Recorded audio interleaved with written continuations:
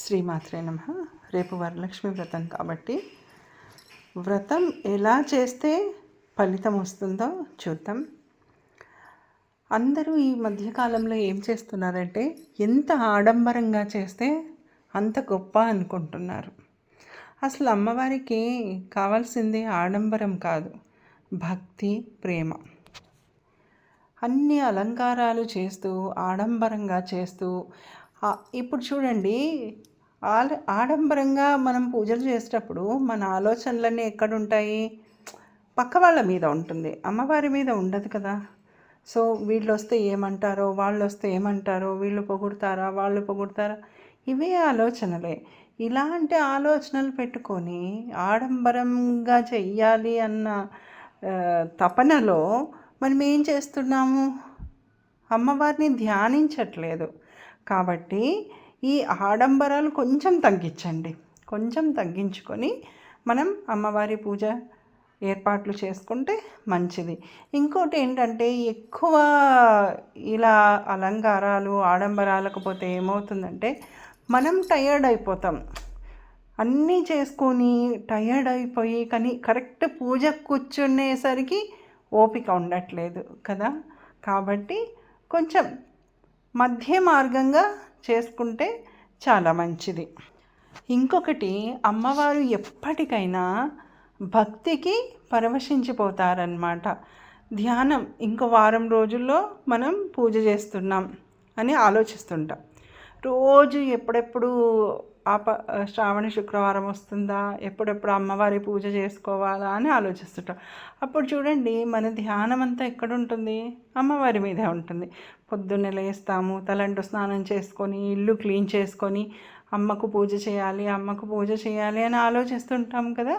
కాబట్టి అమ్మవారి గురించే ఆలోచిస్తూ, ఆలోచన అంటే ఏంటి? ధ్యానం చేయడమే కదా.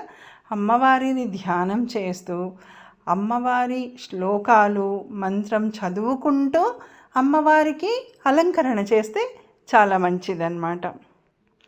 ఇంకొకటి, అమ్మవారు ఎక్కడుంటారు? మనలో ఆనంద స్వరూపంగా అమ్మవారు ఉంటారు. ప్రతి ఒక్కరిలోనూ ఉంటారు కదా. మనం ఆనందంగా ఉన్నాము అంటేనే అమ్మవారు మనలో ఉన్నట్లు. కాబట్టి ఆనందంగా సంతోషంగా అమ్మవారి పూజ చేసుకోవాలన్నమాట.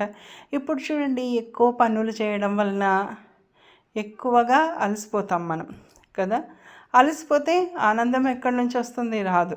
కాబట్టి మనల్ని మనం ఎక్కువ శ్రమ పెట్టుకోకుండా కొంచెం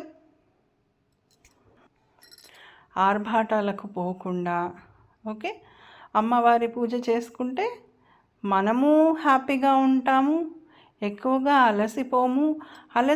కాబట్టి మన ఫోకస్ అంతా ఎక్కడ ఉంటుంది? అమ్మవారి పూజ మీద ఉంటుంది కదా. అదే అమ్మవారి పూజ చేస్తూ ఇంకో 4 శ్లోకాలు ఎక్కువ చదువుతూ ఇంకొంచెం సేపు పూజ చేస్తే ఎంత బాగుంటుంది. అమ్మవారి సన్నిధిలో ఇంకాసేపు కూర్చున్నట్లు అవుతుంది కదా, అమ్మవారిని ధ్యానిస్తూ.